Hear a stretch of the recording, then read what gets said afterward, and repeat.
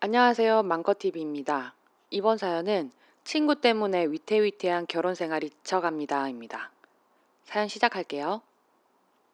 중학교 친구 때문에 결혼 생활이 점점 무너져가는 느낌입니다. 아니, 친구라기보다는 같은 반 아이였고 그리 친하지는 않았어요. 사실 중학생 철없는 마음에 몇 번 놀리거나 하는 정도의 교류만 있었지 속 깊은 이야기를 나누거나 하교 따로 만나서 놀거나 점심시간에 도시락을 같이 먹거나 한 적은 없었네요. 어쩌면 이때부터 서로 너무 안 맞았는지도 모르겠어요. 저희 부모님은 늘 빠듯하게 사시는 분이었고, 언니와 저 동생까지 셋이나 되는 자식들을 여유 있게 키우지 못했어요. 늘 갖고 싶은 게 있으면 언니니까, 동생이니까 양보하면서 지냈고, 학업이나 교우 관계나 진정성 있는 마음의 이야기는 부모님과 할 줄을 몰랐고, 언니와 동생과의 사이도 그다지 좋지 못해 많이 겉돌았고, 학교에서도 교실보다 교무실에 출석하는 시간이 많았었어요.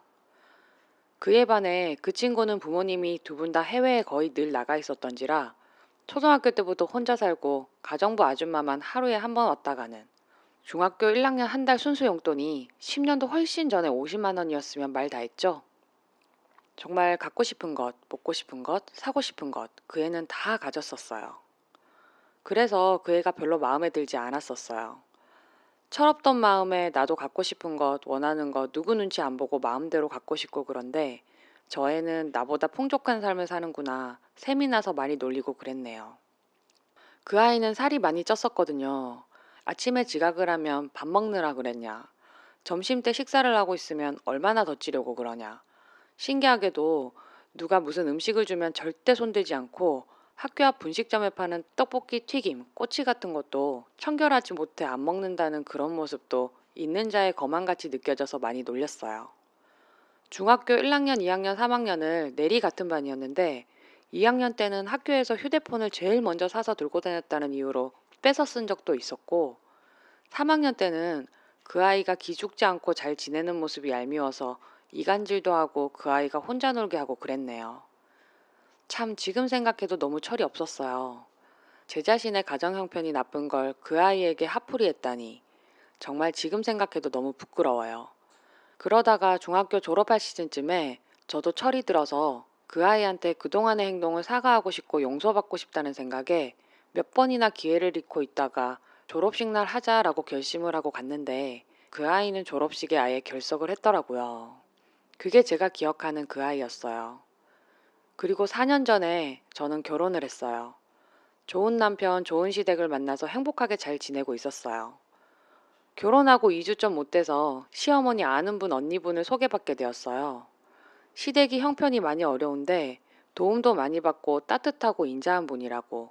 신세 많이 지고 있으니까 나중에 시어머니가 어떻게 돼서 하늘로 먼저 가게 되더라도 저희 내외가 한 번씩 찾아뵙고 인사드리면서 좋게 잘 지냈으면 좋겠다고.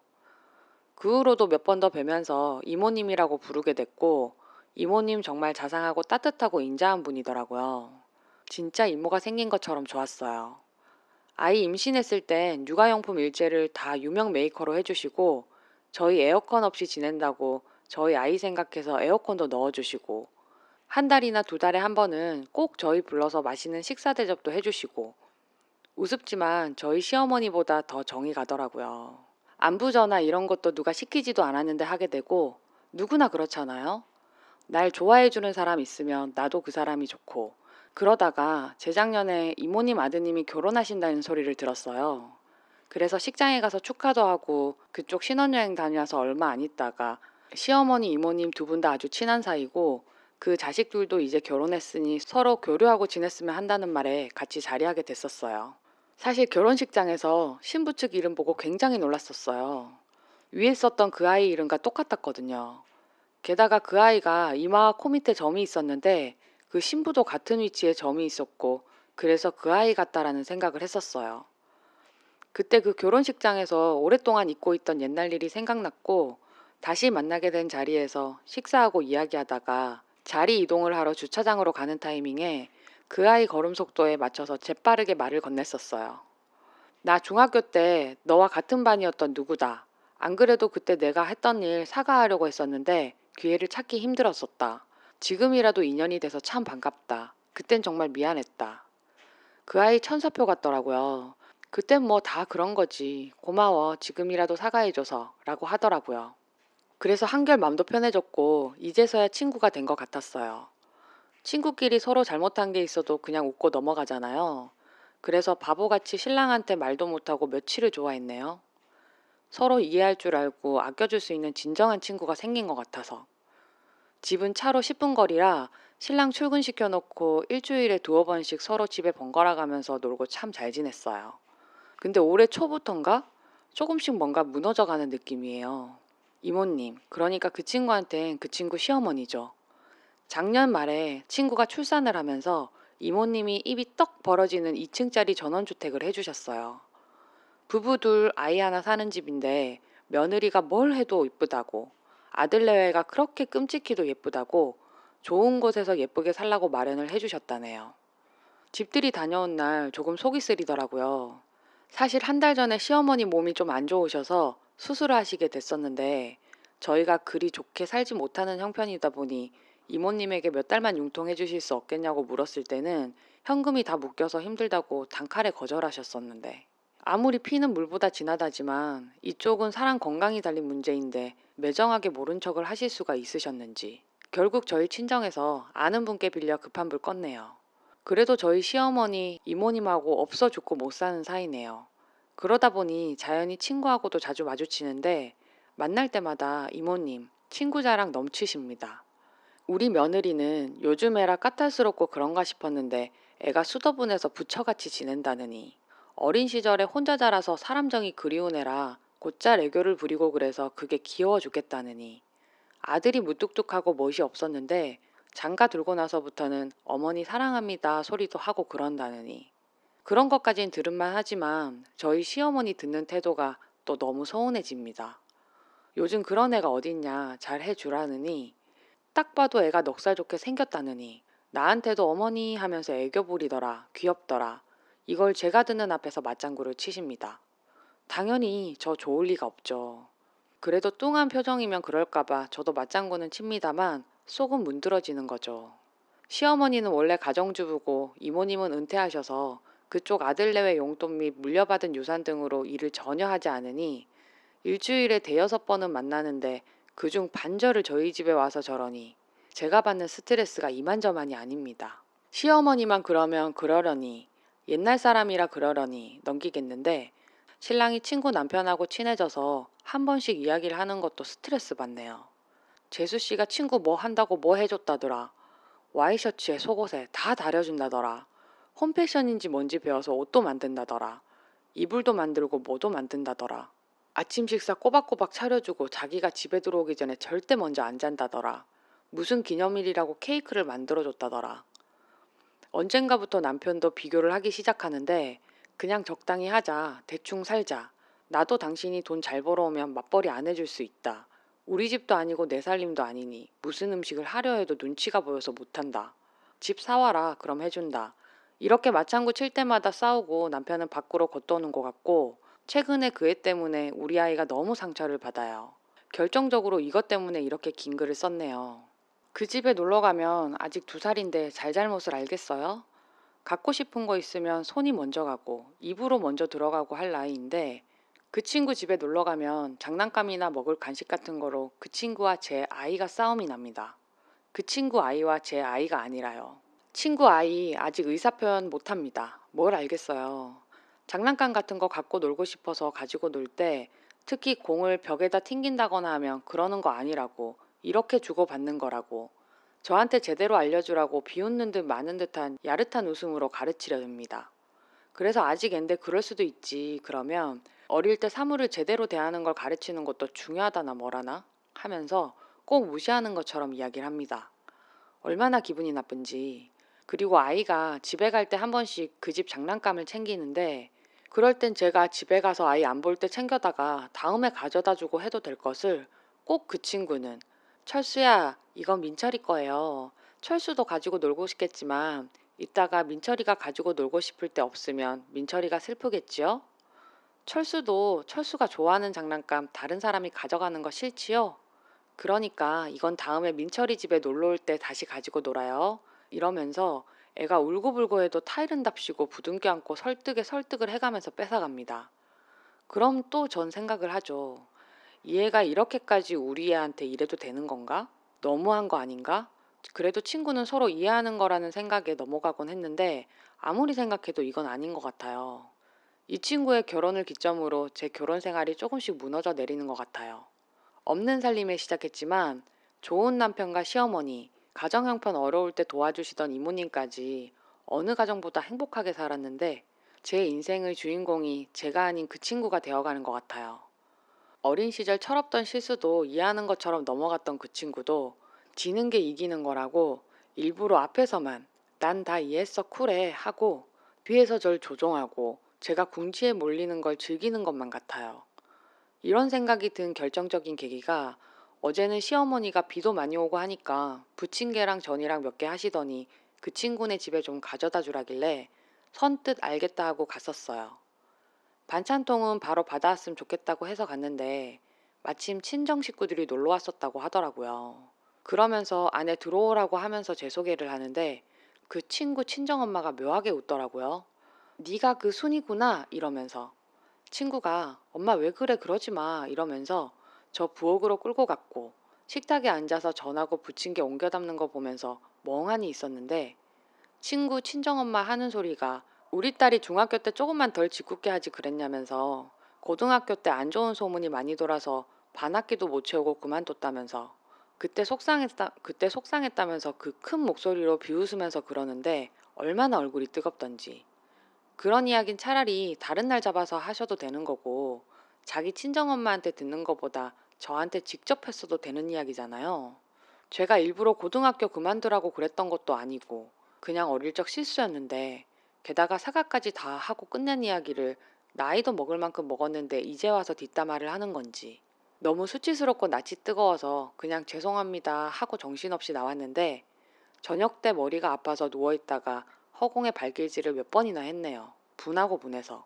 앞에선 다 이해한 척 그럴 수도 있다고 성인군자처럼 해놓고 난 친구라고 믿고 의지했는데 나도 그때 일은 충분히 아프고 힘든데 자기 편만은 친정 식구 있는 자리에서 그렇게 선입견 심어주고 나쁜 사람 되게 보고만 있는 건지 친구 잘못 사귄 것 같고 참 너무하네요.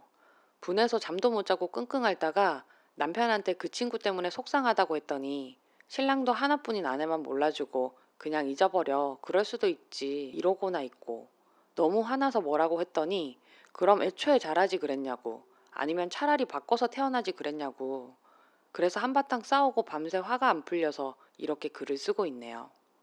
신랑은 아예 나가서 들어오지도 않았어요. 요새 자주 그러네요. 이러다 이혼하는 건 아닐까 너무 두려워요. 말이 맞벌이지 한 달에 50만 원 버는데 이혼하게 되면 당장 지금보다 더 힘들 텐데 우리 아이는 내가 어릴 적에 겪던 기분 안 느끼게 해주고 싶은데 그리고 솔직히 저라고 모르겠어요? 과거를 어떻게 되돌려요?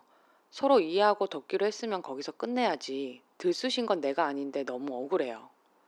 정말 요즘 많은 생각이 들어요.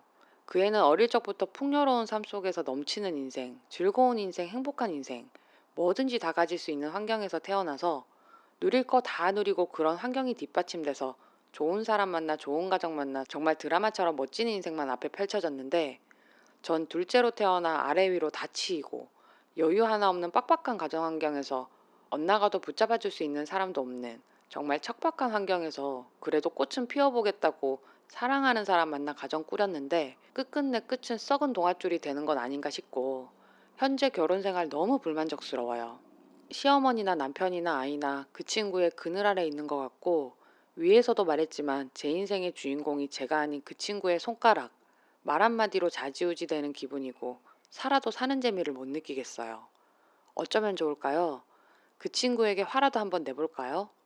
자꾸 우리 식구들이 너와 비교하는 것 지긋지긋하다. 과거의 일이 회자되는 것이 불편하다. 차라리 싫으면 싫다고 해라. 따져서 물을까요? 그럼 사과도 받고 제 맘 편해질까요? 어찌 보면 제가 최대 피해자 같네요. 네, 사연 여기까지고요. 베스트 댓글 읽어드릴게요. 첫 번째 베스트 댓글. 아침부터 로그인해서 댓글 달게 만드네. 어쩜 그렇게 사람이 머리끝부터 발끝까지 이기적이면서 자격지심에 거지근송으로 뭉쳐 있어요? 친구 시어머니가 사람 생사가 달린 일인데 돈을 안 빌려준 게 섭섭했다고?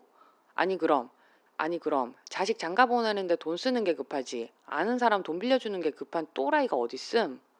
그리고 친구니까 이해해 주는 거라고? 그래, 당신 친구는 친구라서 당신이 못되게 군 거 이해하고 지내는데 뭐가 그렇게 못마땅하고 배 아파서 심보를 그따위로 쓰나? 심보를 그따위로 쓰니 오던 복도 달아나는 것 같다 당신. 당신이 못되게 굴었는데도 딸이 당신이랑 그냥저냥 지내는 게 기분 나빠서 그 친구 엄마가 한마디 한 게 그렇게 기분이 나빠? 사소한 거 하나도 못 지나치고 다 기분 나쁘다는 여자가 왜 그 친구는 당신 맘 이해하고 기분 맞춰줬으면 좋겠고 당신이 친구 괴롭힌 건 그냥 묻고 지나갔으면 좋겠나 봐. 쓰다 보니 또 열받음. 못된 년 평생 그런 신보 쓰면서 살아봐요. 이 글 읽고 진짜 아침부터 기분 더럽네. 여운이 길게 남아서 하루 종일 생각나길래 들어와 봤더니 역시 이슈글이 됐구나. 보고 있냐? 빌 게이츠 이건희가 잘 살아서 배 아프다고 할 못된 년아. 사람들이 댓글 쓴 거 정독해서 읽고 꼭 반성하길 바란다. 두 번째 베스트 댓글. 오늘 미친년은 너구나. 세 번째 베스트 댓글. 님은 그저 어린 시절 철없이 굴던 행동이라고 생각하고 그 친구가 쿨하게 용서해줬다 하는 맘뿐이겠지만 졸업식조차 참석하기가 힘들고 끔찍했던 그 친구의 심정은 지금 님이 당하는 열등감보다 몇백 배 더한 아픔이었을 겁니다. 어쩌면 아직까지 마음의 상처로 남아있을 거고요. 진심으로 미안하고 용서받고 싶은 마음이었다면 이런 마음도 안 들 텐데요.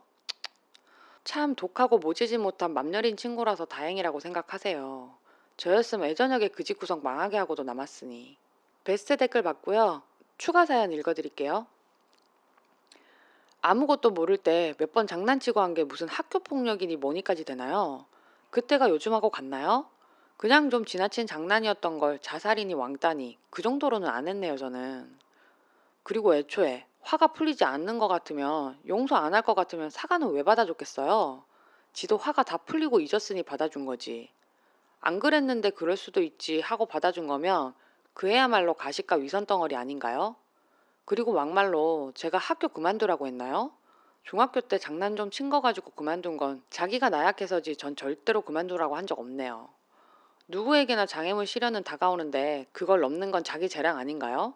자기 재량이 모자라서 중도 포기한 거고 정 자기가 진학의 뜻이 있었다면 전학을 가든 돈이 많으니 유학을 가든 했었을 텐데 본인 의지가 나약했던 거지 제가 미친 영향은 없다고 보네요.